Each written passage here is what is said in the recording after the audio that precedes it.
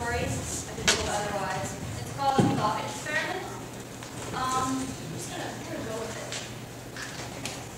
To the existential rhythm of computer-generated syncopation, we drive down highways, much safer after new construction, my dad tells the backseat, though it doesn't instill any more faith in his driving. To a neighborhood once familiar to me, now no longer. Windcote.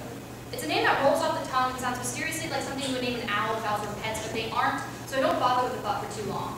Instead, I look out the window, bob to the bass, blasting from subpar Volkswagen speakers, and mouth the word again. Windcote. Tastes stale, like wasp. We slide down strange streets made stranger by the crooked shadows thrown by yellow lamplights. It's icy and dark, and I'm regretting my decision to take us here, but in the name of efficiency, it was on the way, so I try not to feel too guilty. Rather, I feel uneasy, but that's a typical feeling to have if my father is driving. I grip the passenger door tighter. As we make our way through the zigzag grid, my father occasionally adds the chatter teenagers tend to make when in close proximity. I used to buy beer there, he says as he points out the windshield to a crappy-looking liquor store on the corner. Really? I glance in the direction of his finger. Yangling asked in reference to the neon sign. You know, I don't remember. I don't think it was a popular brand back then, and I didn't start having an affinity for it until the mid-2000s. I stopped paying attention to his monotonous alcohol history. We drive and the bass beats. 15 minutes of meandering and loud thumping pass, I changed the dial of the radio to the hits of the 90s, and asked my dad if he was lost, with a bounce of mild disgust and apathy that most people have perfected by my age. He doesn't respond, so I assume that he doesn't hear me. This often happens as he's old and his hearing is long since decreased. I'm surprised when he does mutter a reply.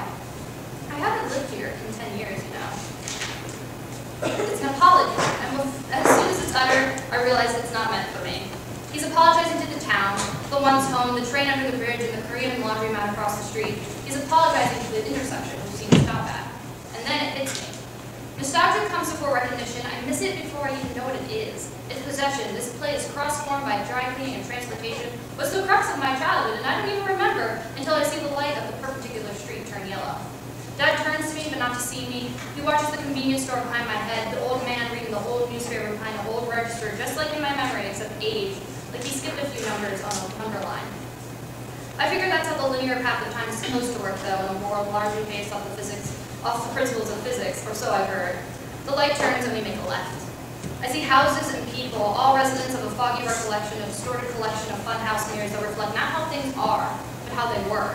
And it's like I'm 8 and 18 at the same time, and I feel nauseous. We pass the homes of old friends, old neighbors, lit up windows displaying scenes of family dinners, everyone older, changed but not. We reach the street. 610 Park Lane, picturesque in all its corner house majesty, a different color coated in yesterday's snow, looms on a puny excuse for a hill. I look at it in disappointment, but once mountain deflates in my mind. It's still as lovely as ever, though, half a block from the park, 2 from the train, and under a mile from the local parochial school.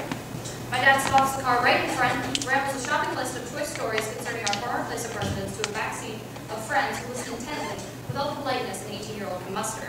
I simply stare. I know it's rude, but I do it anyway. The door opens and people emerge. Adolescents plump like penguins in Arctic tundra and slide down slippery steps that never reach the sidewalk. Instead, they wait at the last stair of their final companion, a girl to leave the house. She shouts farewell, slamming shut the storm door, skipping down in twos, life held in balance by a railing.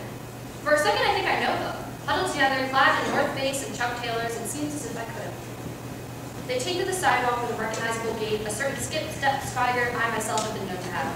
They stop, look back, but continue to walk. I tell my dad to drive in order to avoid the embarrassment caused by mass judgment from my peers, and he does so. We wave in and out of old story streets, down roads half-remembered, past restaurants and parking lots I have long since given up. We arrive at our destination, and I give my dad a half-hearted thanks and pledge feet first in the 5-inch snow. As we walk into the theater, my uneasiness returns, but my father is not driving, so I assume it's simply because it's the first time I've been on land in an hour.